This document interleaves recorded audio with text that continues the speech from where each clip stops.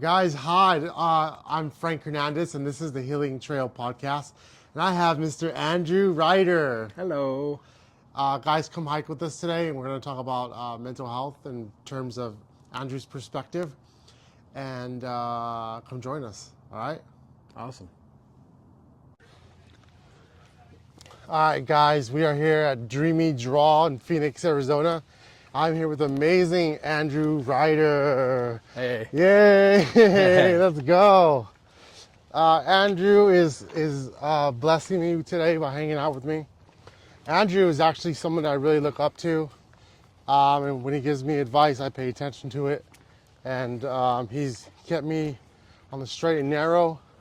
So I hope that some of this information can help you.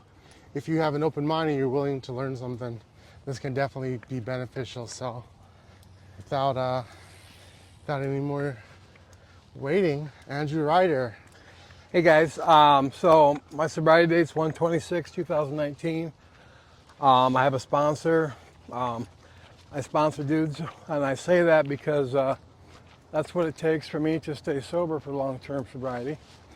I was born in Iowa, so I'm definitely Iowegian.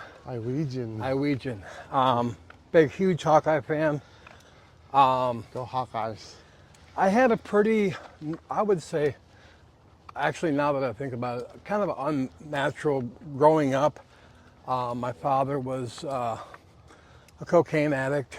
My mother didn't drink or do drugs, but she was kind of the breadwinner in the house when I was young. She worked in a packing house, pork packing plant. My father worked at a bag factory and also drove a truck. I was, even at a young age, I was pretty uncomfortable in my own skin. And I found myself hanging out in the wrong crowds. When my grandma and grandpa divorced it must have been 1980, that really tore me down because I was really, really close with them. And my grandma moved away, a long ways away, to Arkansas. And it kind of split our family up. I think that's when I started to kind of veer away and become kind of the outsider of my family. Yeah. I isolated. It was a sad part of my life. I felt like I lost some people in my life that I really, really loved. Yeah. And I didn't know how to get over it, I wasn't old enough to understand these feelings I was having. And, back then, we kind of bottled up our crap. Okay. We just didn't talk about it much. And, for quite a few years after that, I dealt with that pain. Why do you think you weren't able to talk about some of the things you were going through? Well, raised in a predominantly white neighborhood in Iowa, back then we just didn't do our dirty laundry in public. That's what we were taught. Mom and dad says, deal with it, Yeah. This is life. Yeah. And so I didn't know how to deal with it. Yeah. But we were almost scolded for bringing it up, Oh. Just deal with it. And I think that's where it all started for me and then the drinking came pretty quickly after that. Stealing alcohol from they used to call it the G store, was the general store. G store. Yeah, the G store. Yeah. That word's a whole big different deal here nowadays. But back then we called it the G store. There was a video game store where all the kids, it was kind of like a teen center. Yeah. But they did sell alcohol there, and I would steal. It was easy to get 2-liter bottles of Purple Passion in my backpack. That's kind of where it started. And then, How do you think not being able to talk about whatever you're going through as a kid affected you growing up? yes, of course. And if so, how? It made me closed off. It made me not want to talk about my emotions or my feelings. It made me really, really professional at bottling up everything and just keeping it pushed down. Yeah, I mean that, and you know how when you push things down like a volcano is about to erupt, and that's exactly when it started to erupt. I would do these bad things, Yeah. like steal, drink alcohol, and then it was smoking pot, and then I got into cocaine, and then eventually down the road, meth took over my life. So all of these things were kind of trickle-down effects from getting taught as a youngster that men don't deal with our emotions like that. Yeah. Crying was a huge mistake with my father. We didn't cry. You're not a man if you cry. All these things played a part into me becoming kind of a closed off, with a shield up type of guy. Yeah. And then I would rebel out against it by doing these. Most of them were against the law, and that all catches up with you in time. Yeah. So, If there was one lesson that you learned as a kid, so what we hear is like dad was like, real men don't cry, yeah. right? And you're how old are you when you're hearing that? 10 years old. Okay. Yeah. What do you think the solution to that would be?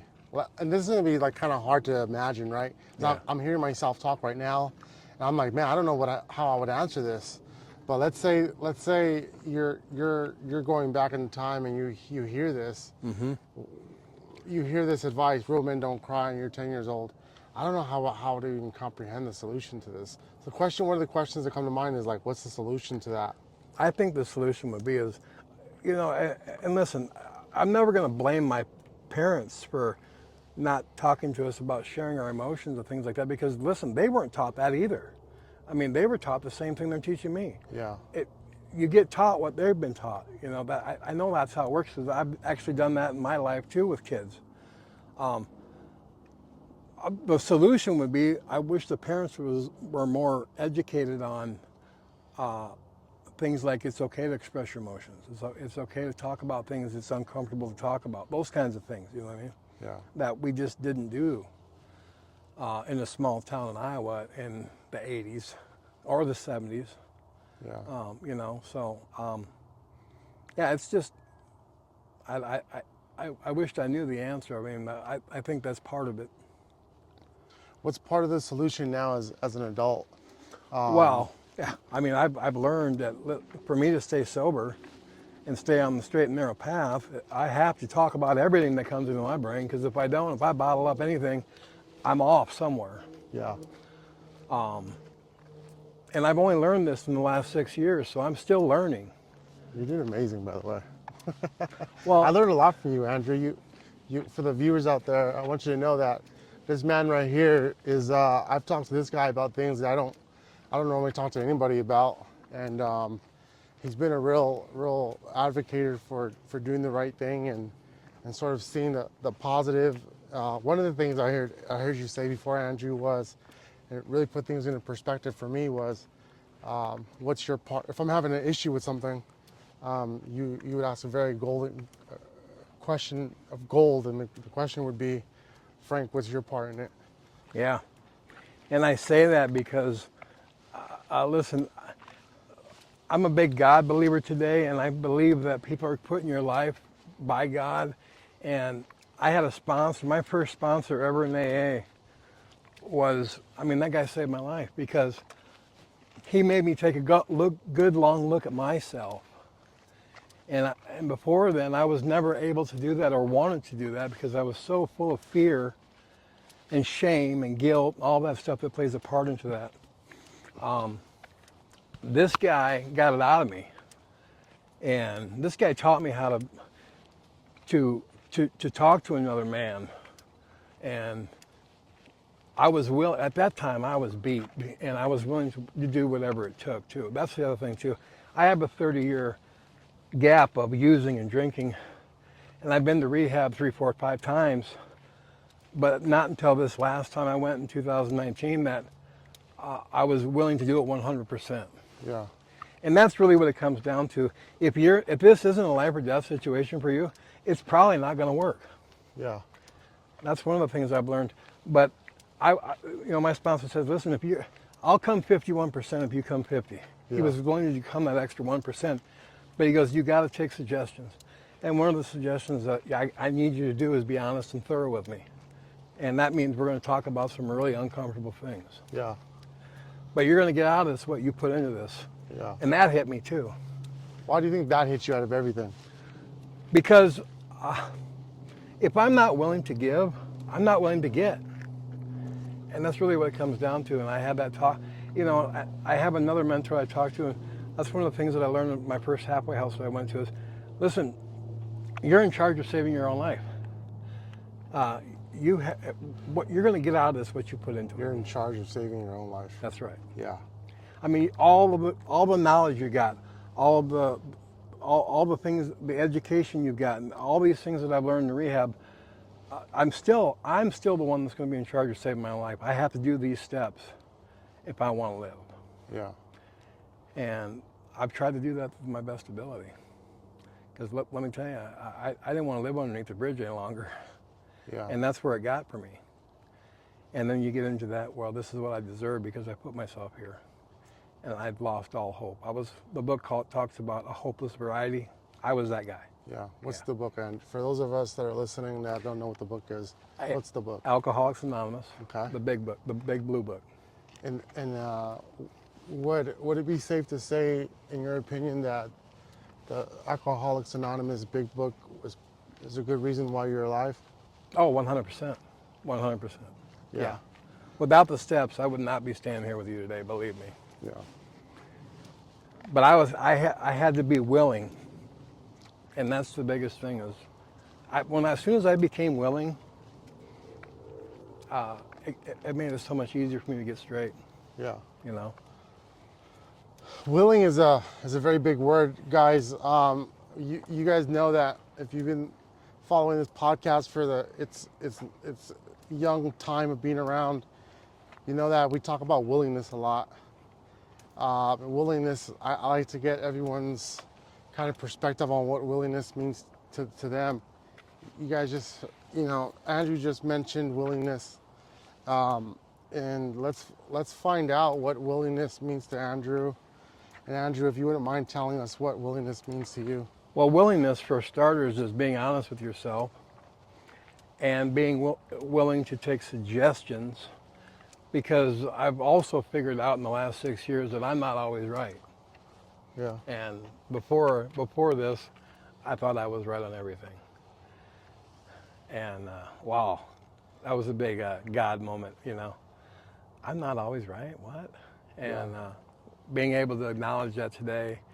And listen, I run things by my sponsor a lot because I know I'm not always right.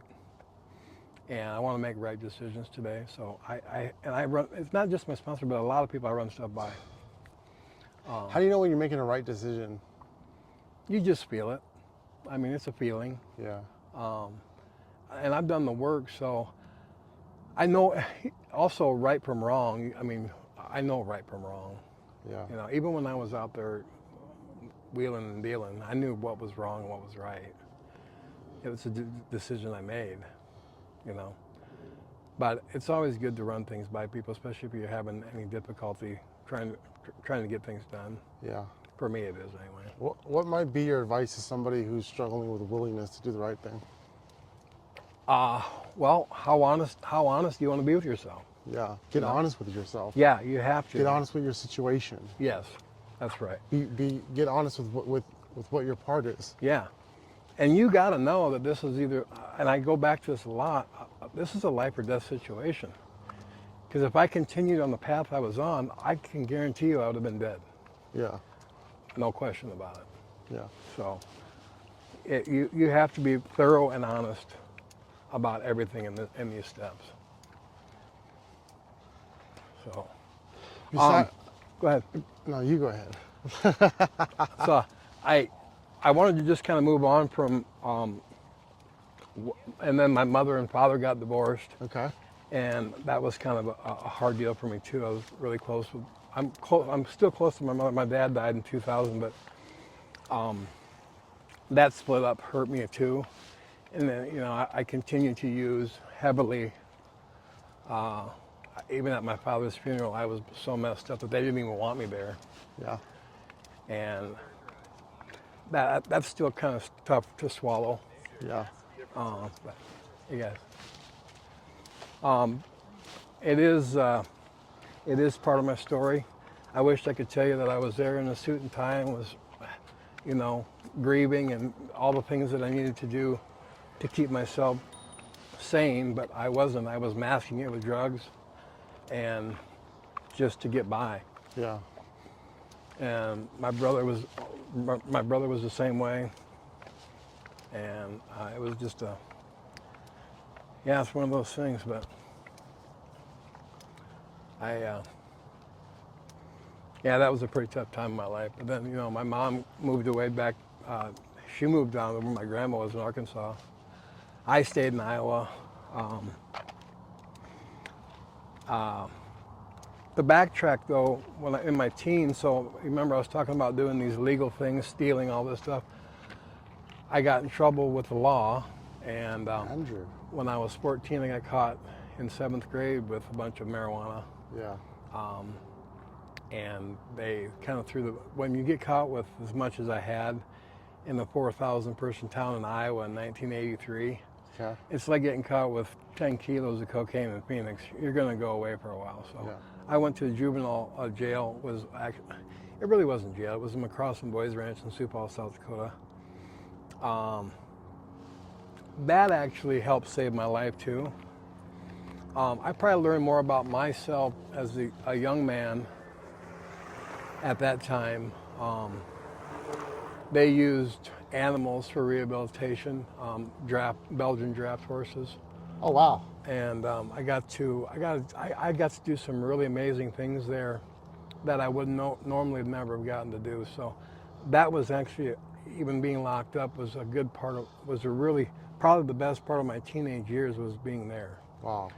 How so? Because they had therapists and they had counselors and they had people there to work with me. You had support. Yeah, I had support. And I Yeah. also found out then that I had a drug problem too. Yeah. So I already knew at 14 I had a problem with drugs and alcohol. But the staff at McCrossin's in Sioux Falls, South Dakota were tremendous with me.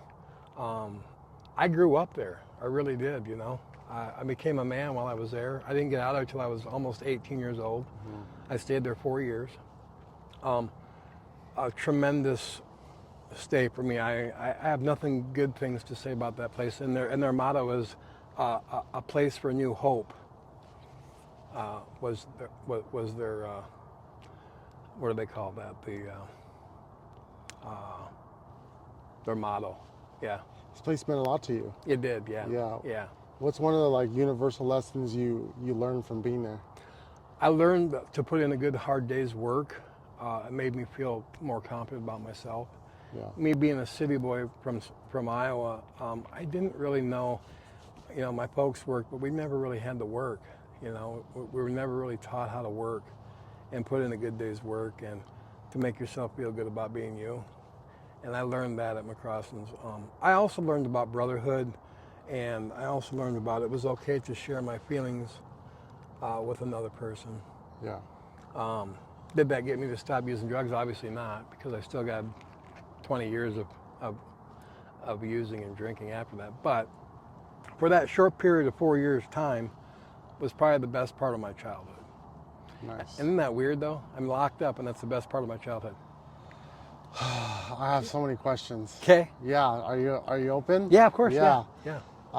So prior to being locked up, was there like a lack of support, lack of family? Yes. Yeah. Yes. So being locked up was like, whoa. I have people, even though it was in a like what's considered a jail or a juvenile hall. Yeah. I have people around me now. Yeah. And they're consistent. Yeah. Yeah. And I grew as a person. Yeah. Yeah. It was the greatest part of my childhood for sure. What would you say to how this affects you now as an adult? Well, Or what's the message? the education I got was key.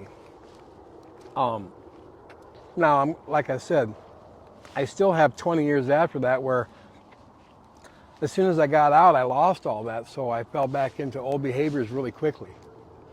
And then, as we say, when we don't use it, we lose it. Well, that's kind of what happened. I got out and hooked back up with my old friends. Drinking started heavily right out, pretty much off the rip when I got home. Made it to 10th, 11th grade, and then quit school. What did it mean for you to leave the juvenile hall? It was tough. They wanted to boot me out 2 years, and I talked to them and let me stay. Yeah. That says something. You wanted to stay? Yes. I want to. That's one thing I do want to bring up, because I liked it so much there, and I knew what would happen if I got out. Wow. I already knew. Yeah. At 15, 16 years old, I already knew if I leave, I'm screwed. That says a lot about the city or the environment when a kid is able to recognize, like, dude, in jail is better than if I were to get out. Yeah, and I was somebody. I was also. I became somebody there too. You know, I was the leader of the horsebacking part of the deal. You know, I led the groups. Yeah. I showed them how all the new kids coming in how to saddle up horses and ride. We trail rode every day. I felt like I was somebody there, and I didn't want to lose that. That's why I didn't want to leave. Yeah. Yeah. Yeah. So. I appreciate you for sharing this with us. Yeah, of course. Sharing this with me. Yeah. I never knew this part about you, Andrew. Yeah, I don't share that a lot, but that really was a big part of my growing up time. Yeah. So I noticed we're starting to get towards like the freeway, and there's a lot of sound over there. Do you think we should head back? Yeah. Yeah, start heading back a little Come on bit. this side. Okay. What else, Andrew? What else do you want to share with us today? So I really want to get to the solution. Nice. Solutions. so We love I- solutions. Yeah. At least I have one from my own experience. Yeah. So you guys all know I've talked about me being homeless. So I was homeless for 9.5, almost 10 years of my life. It began in Mesa, trap house to trap house, and then Tempe, same deal. And then I was living on the railroad tracks in Tempe for a while. And then even with the junkies that I was hanging out with, I burned every one of those guys. So I couldn't go anywhere without being in trouble. Bad boy. Yeah. So You're a trendsetter. well, I'm a master manipulator. Master manipulator. I'm a liar. I'm a thief. I'm all these things when I use. And so I got pushed into the Phoenix area and ended up down underneath the 7th Avenue and Madison Bridge for the remainder of the time I've been homeless. Yeah. I tried going to Cass. I'm probably the only guy you'll know that has been banned from Cass. I got kicked out of the only homeless shelter in Phoenix because I got caught with drugs so many times there. Yeah. Cass is. It's the Arizona Shelter Association for Phoenix. Okay. Yeah, it's a homeless shelter. So they have a 3-strike rule there. If you get caught with drugs 3 times, you're done. Yeah. And I was out. I'm like one of the first ones to ever get booted out of there for life. Andrew. Yeah. And I don't say that to brag. It's just that's where my addiction takes me. That's I right. don't have no care for nobody else but me. Yeah, that's what addiction does. Yeah. So, you listen. You become a survivor when you're on the street. You do what it takes to survive, and I kind of perfected the deal. I was a professional homeless guy up there until the end. I knew how to hustle. I knew how to, find things to trade. I knew how to steal bikes at ASU. I mean, there's a lot of things that I've done I'm not proud of, but when you're in survival mode, you do these things to get by, especially when you're a drug addict. Yeah. I got really good at it. And I thought I had the world by the short and curlies for the longest time because I was in such a delusion that I'm on top of the world, man. I got no responsibilities, live life the way I want, blah, Yeah. blah, blah, blah, blah. But that's the drug talking, Yeah. you know. So up until, like I stayed that way until 2018. Yeah. And then I went to, so what I consider a God shot, I found a really nice Kenwood stereo in this dumpster at ASU, and I took it. I traded it. I mean, it was really high dollar. Yeah. Like $7,000-8,000 system. Well, I got an ounce of speed for this, and I went down to my camp, and I buried most of it in the ground, because you had to protect your stuff, or people would steal from you. But somebody found out that I had it, and 7 guys came down, and they beat me to an inch of my life. I almost lost my right eye, and so I'm in the hospital. They sewed my eye back up. I left against medical advice because I needed to get high. You left the hospital. Yeah. Yeah. I needed to get high. Yeah. So I'm out in the bus stop in front of 3rd Street and Thomas, trying to get a needle in my arm, and I can't see because I got a patch on my eye. My eyeball just gets sewed back in. Yeah. And I have what they call a freak out. Okay. I spazzed out. And there's about 10, 11 people waiting for the bus there. And of course, when I freak out, they scatter. Yeah. Everybody scattered for their lives because I mean, I went ballistic. Insane, you know. Yeah. Temporarily insanity. Well, I was insane before I got there, but really insane. Smashed all my stuff into the ground. And then that, I call it almost a moment of clarity where I go, oh God, what did I just do? You know? All my worldly possessions, everything that I care about, I have just destroyed. And in that thought, I look over, and there's a bus pass with today's date on it. And I still think that's a God shot for me too, because I've used that bus pass. I said, okay, this is it, God. I'm done. I'm beat. I can't do this no longer. And I used that bus pass to get on the bus. I went to 35th Avenue in Lincoln to Chicanos por la Casa. Stayed the night there beside the building, slept outside, pouring rain. God, I was like a wet dog out there. Yeah. Went in the next morning at 8 o'clock to take a pee form to see if I could get in. I was dirty. And you had to be clean to get in there. Okay. This is off a bus pass that you found. Yeah. Found a bus pass. With the date of, I still have the bus pass at home with the date I got on No the bus. way. I kept it, yeah. And that's a reminder for me too, because I keep that for a keepsake of where I used to be and where I'm at now. Yes. That bus pass saved my life. Yeah. All of these things that played a part in where I'm at today, the bus pass, Oh, the man. guys that beat me up, Yeah. all of those. I had a guy ask me at a meeting the other day, what would you say to those 7 guys today if you get to talk to them? I'd say, God bless you. Thank you for doing that. Yeah. I really would, because those guys coming down and beating me into sobriety got me on my journey to recovery. Yeah. And it still gives me goosebumps. Yeah. Because without those guys, I don't know if I would have made it here. Yeah. You know? Yeah. But I was such a hard-ass headed son of a bitch. It took 7 guys to beat me to oblivion to say, okay, God, I get it. I can't do this any longer. And so yeah, I would tell them thank you to the bottom of my heart for all of those guys that did that to me, because they got me where I'm at. Yeah. You know, so you're outside Chicanos por la Casa. sleeping, wet. It rained for 3 straight days while I was out there. God was testing my patience. But here's the thing, the cops came every 3 nights to check on me. The first night they were going to take me away for trespassing, and until I gave them my paper, and I pled with them, please, if I walk off this property, I'm fucked. Yeah.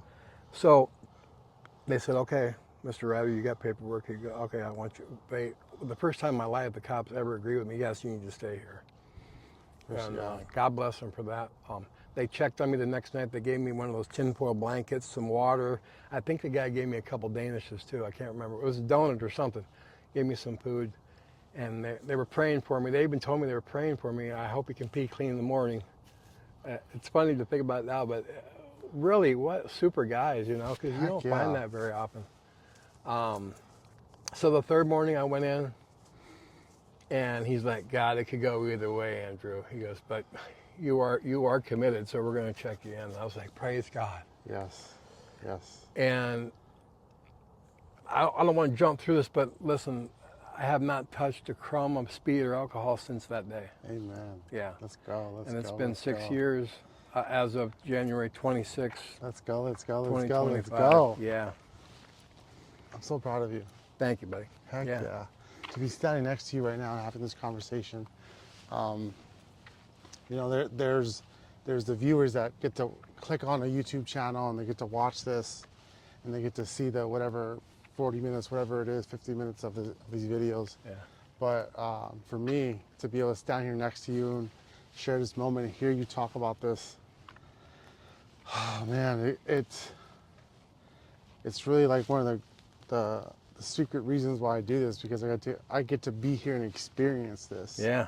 I get to highlight your story and I get to share it with the world. You get to share it with the world. And And I made a decision after all of this, and I went through, rehab, and I got to go to sober living.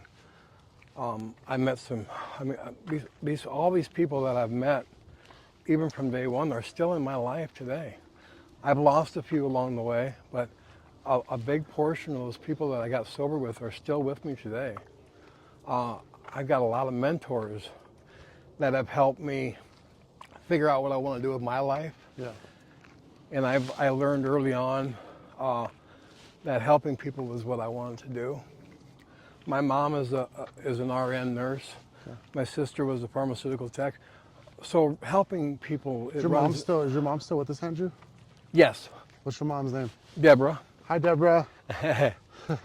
But all these things have played. Helping people runs in my family, and it never really clicked at me. Yes. That, you know what, I have those genes in me. Yes. My mom, for starters, she's been a person that helps people her whole life. And you got to see that. Yeah. I've seen my mom go back to school at 40 years old, get her degree, 4-year RN degree, pass state boards, all these things that she's done. And I remember back when I was young, when she worked in a pork packing house, chiseling pig heads. She's my angel. Yeah. And she's one of the toughest women that I've ever met in my entire life. I'm so proud to have her as my mother. She taught me how to be a worker. So, a little emotional, sorry. Yeah, that's all right. Go mom. I'm really glad that she's in my life. Yeah. Making the amends process, one of the things I had to do, and I really kind of want to touch base on this, when I was in rehab at Chicanos, the first thing my case manager made me do was call my mother. And the phone call was, I was a bawling mess. I said, hey, Sundays, I'm trying to get clean. I know I haven't talked to you in a while. I had no idea it had been 10 years. Yeah. Hadn't said one word to my mother in 10 years.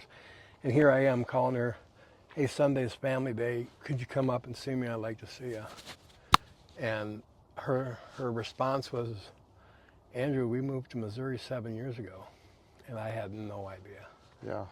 And my heart hit the ground, and I was like, God, have I really gotten this bad? And all these things that I've gone through, it did get that bad. Time flies when you're getting high. It did get that bad, yeah. It just time just kind of melts away. Because you have one person on your mind, and that's yourself. Yeah. Nobody else, I don't care who it is, nobody else matters but you. And that's why they call it selfish, self-centeredness, egotistical. All these things play a part into when I'm using and drinking, that's the guy I become automatically. Yeah. And nobody else matters. And I don't want to be that guy anymore. So I really have taken these last 6 years very serious. You definitely have. And I have to continue to do this too the rest of my life. That's the other thing too that we talk about. Well, and we teach this in LP3. Just because you're here, it's not you're cured. These are things you're going to have to do the rest of your life, like sponsor dudes or girls. Go to meetings, share to these newcomers and listen to the newcomers too about how it used to be that way for us too. All these things play a part into us moving through the long-term sobriety process. Yeah. It's the book's written out the way it is for a reason. And when we get to 12, it's helping others. And that's where I'm at, and I try to do that on a daily basis. I really love my job because I get to see it firsthand right in your face, the struggle and also the blessings. You know, those, like yesterday we graduated a couple people. I remember the guys coming in that were in shells, and they're opened up flowers now when they leave. It's so great. Yeah. And that's the true blessing of the work that I've chose, and I look forward to that every day, Hi I guys. guess. So, yeah. What's let me see. What's like one of the biggest rewards that you get from having been through all that painful stuff in your past? The biggest rewards? What's the biggest takeaway from being around just a lot of the struggle and strife of your past? Well, the reward for me is I get to look in the mirror in the morning when I'm getting ready for work and shaving and really liking the guy that's looking back at me today. Yeah. And I remember, He's a handsome guy. yeah, right. But I remember so many times in trap houses where I would punch the mirrors out because I didn't want to see myself. Oh, interesting. I hated it. Yeah, the mirror. I really was bad like that. I've got in trouble with homeowners. We didn't even own the places, but we're doing dope in them. But I would knock out all the mirrors, and I've gotten kicked out of a few of them because of that too. But I just couldn't stand the sight of myself. Yeah, that mirror. And today it's a little different. It's a glowing. I just know it's not that bad. You know, it's okay. It's going to be okay. Yeah. And that's a big feeling to have, where you go, okay, it's going to be okay. And not, oh my God, where am I going to get my next fix? Yeah. It's going to be okay. Yeah. Yeah. Heck yeah. Yeah. All right, let's walk, Andrew. We're gonna head back towards the front, guys. The amazing Andrew Reiter. I hope you guys have been able to take a lot of information from him. We're not done yet, but I just kind of wanted to recap a little bit. We talked about kind of Andrew's perspective on growing up with the being told that men don't cry, what that meant for him growing up, how it plays a part into him being an adult. Also, we learned about what going to juvie meant versus prior to going to juvie, there was like this maybe counterproductive environment versus being inside juvie. You got to have some consistency with those around you, and leaving kind of reinforced the belief that if I leave, I'm just going to kind of go back to this environment where it's not going to be healthy. Yeah. That sound right? Yes. Did I summarize that up That's correct. kind of accurately? Yeah. I was so scared of failing, and the fear of I'm going to fall right back into this rut. You know, we talk about fear and recovery a lot too, that we have to work through that fear. I had no idea back then how to work through fear. And even all the stuff that I learned at McCrosson's, I wasn't strong enough to take a lot of that with me. And I almost self-sabotaged myself because I brought those feelings of failure with me when I did get let go, and it followed me. Yeah. Isn't that weird how that works too? When you've already planned your failure out before you get there, it's real easy to fail. Yeah. And I did that exact thing. If planning for failure was a skill, do you think that? I would be the president. Yeah. Yeah. Not only the president, but the owner. Yeah, the owner, Yeah. the captain, the coach, the motive. Absolutely. Yeah. Yeah. That's an interesting point. Yeah. And the other thing I learned was it's okay to be uncomfortable. Yeah. Because if I'm comfortable all the time, I'll find ways to bug it up. I really will. So, like speaking and especially in front of crowds where I've had problems with it and shaky, but that uncomfortableism has gotten me to meeting some great people too, and becoming part of these home groups. That's helped me save my life too. I've met some of the dearest friends of my life I've met in these rooms. I remember one, I just want to mention one, her name was Sharon. She had a prosthetic leg. And I remember the first time I met her, and I was going to make this, it was Friday Night Family on 12th Street and Glendale Lutheran Church. Yeah. Every Friday night at 7, we'd have a meeting there. And every time I would walk in, she would come up and give me a kiss right on the lips. Oh. And I thought, at first, I was really freaked out about it. Yeah. But the more I went, the more I felt like those people are my family now. I looked forward to her kissing me. Yeah. Because she was a super, super person.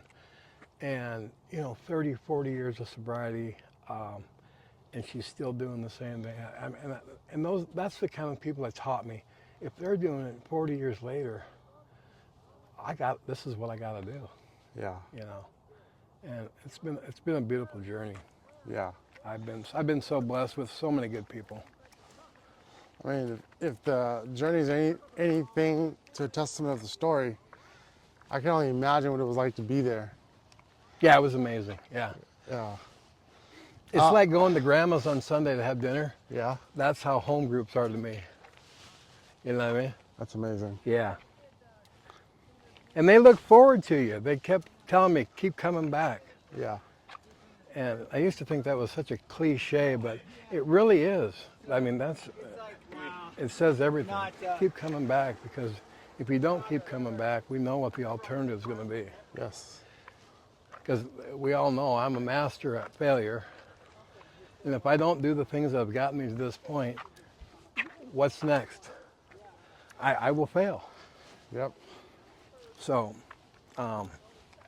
your experience has shown that because I am good at failing, and in the past I have been good at failing, and in the past I have supported failure, embraced failure. yeah.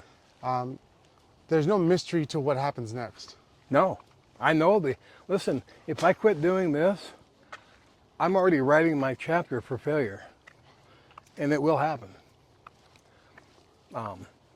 I've had plenty of relapses, but I do want to say relapse doesn't have to be part of your story, Yeah.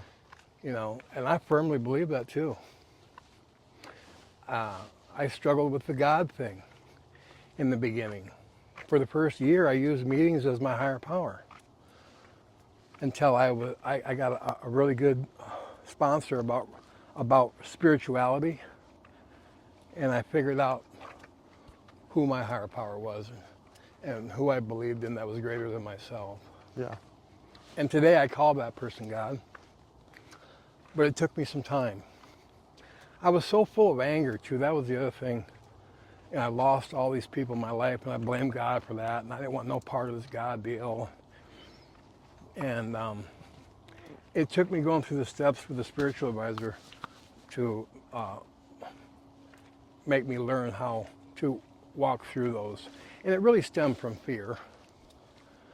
Almost everything that I had stemmed from fear Yeah. and anger.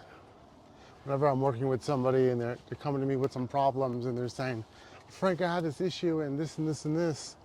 I'm like, okay, let's get to the root of it. Why is this an issue? Where's it coming from? Mm-hmm. And one of the, I would say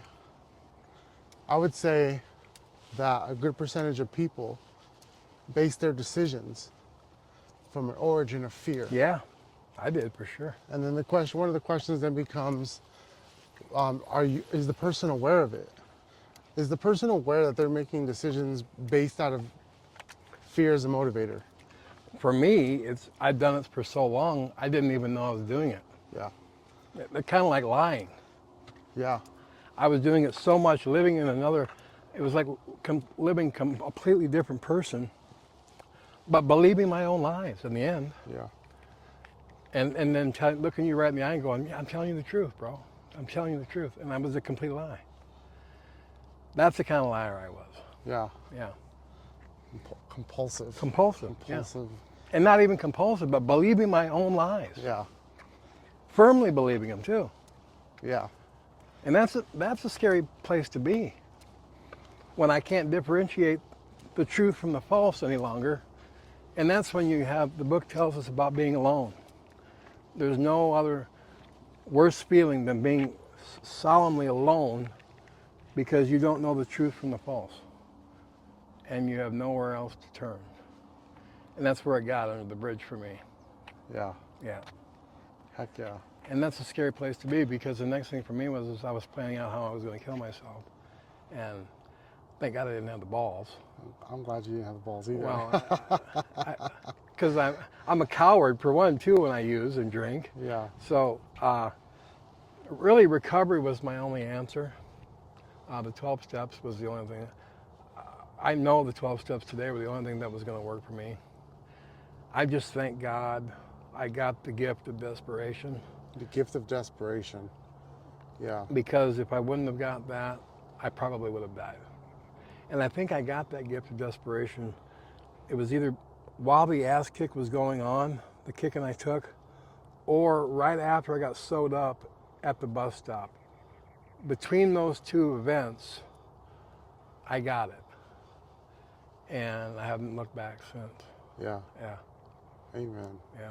Amen. Heck yeah. Andrew, do you want to leave us off with some final thoughts? Yes. So one thing I want to leave with is, listen, if you're thinking about wanting to get sober, have the talk with yourself. And it usually happens, and I got this from a guy, and it makes so much sense to me. It usually happens when you're falling asleep at night, and you're not out anywhere else trying to impress nobody else about how cool you are. Yeah. Have that deep talk with yourself about where is this going, and what do I have to do to do it, and trust and believe me that there's people here to help. You don't have to do this alone. Yeah. And that's what I found. I'd never have to be alone again because I've found recovery family. Yes. And honesty and thoroughness and willingness has to happen. Honesty, willingness, and thoroughness Yes. has to happen. Yeah. Okay. Good. All right, guys. This is the mate. Did you want to say something else, Andrew? Thank you for having me today. Thank you for being here with Yeah, me. yeah, of course. This is the honor's all mine. I'll fight you for it. I learned that from Nathan Unger. Oh yeah. Yeah. He said the same thing. Thank you for having me. I said, no, the honor's all mine. He goes, I'll fight you for it. Nate's one of my best friends. He's a super dude. Guys, this is the Healing Trail podcast. This is the phenomenal, amazing Andrew Reiter. Thank you. And thank you, Andrew, for blessing us with this. Absolutely. And I hope this information helps somebody. Me too, Yeah. buddy. That's All what right, we can guys. pray for. All right, guys. Have a good day. All right.